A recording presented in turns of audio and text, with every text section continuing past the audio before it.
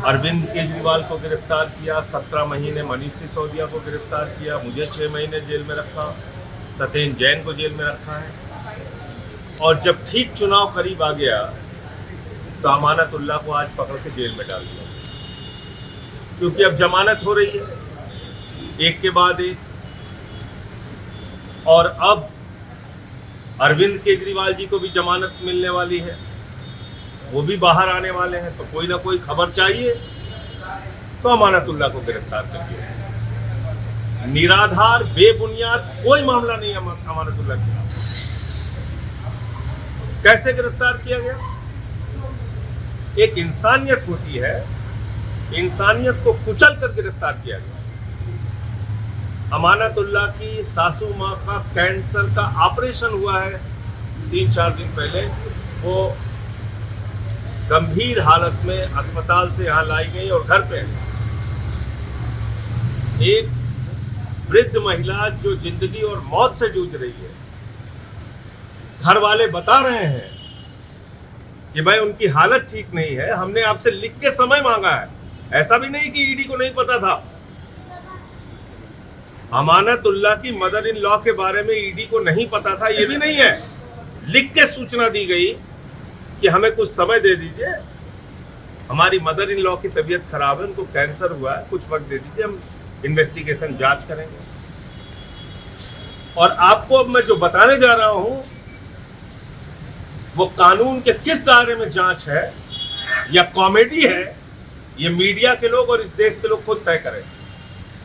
2016 में वक्फ बोर्ड का एक मामला बनाया जाता है और उस मामले के आधार पर सीबीआई पर्चा दर्ज करती है। पहला पर्चा 2016 में, 6 साल तक सीबीआई जांच करती है उस मामले की। 6 साल के बाद फाइनल चार्जशीट दाखिल करती है, अमानतुल्लाह को गिरफ्तार नहीं करती है और सीबीआई कहती है उनके खिलाफ रिश्वतखोरी का, भ्रष्टाचार का, आर्थिक अपराध का कोई मामला नहीं मिलता। 2020 में इसी मामले में एंटी करप्शन ब्रांच एसीबी वो मुकदमा लिखती है। इसी मामले में ईडी कूद पड़ती है, ईडी मुकदमा लिखती है।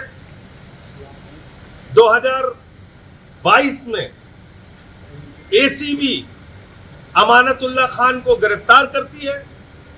अमानतुल्लाह खान को उसी मामले में जमानत मिल जाती है। कोर्ट कहती है, कोर्ट की टिप्पणी है जब एसीबी से जमानत मिली कि अमानतुल्लाह खान के खिलाफ कोई भी भ्रष्टाचार, आर्थिक अपराध, रिश्वतखोरी का मामला नहीं है।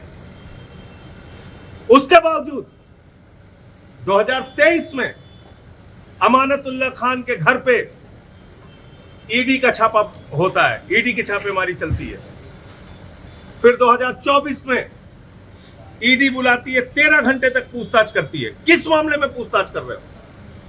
जिस मामले में जमानत मिल चुकी है, जिस मामले में सीबीआई की फाइनल चार्जशीट दाखिल हो चुकी है।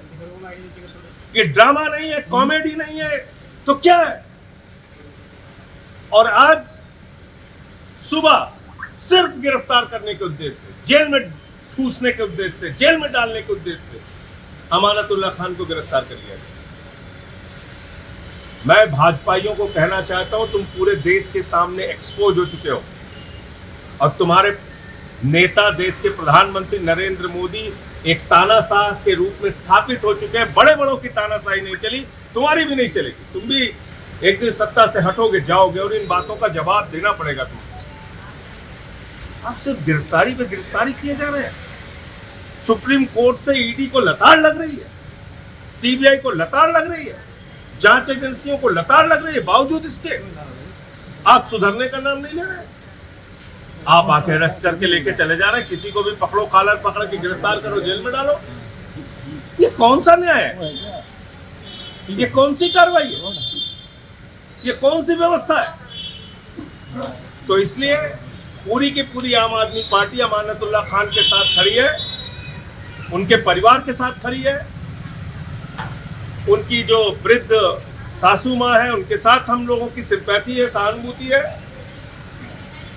लेकिन निर्दयता और तानाशाही की सारी पराकाष्ठा मोदी और ईडी ने पार कर दिया है।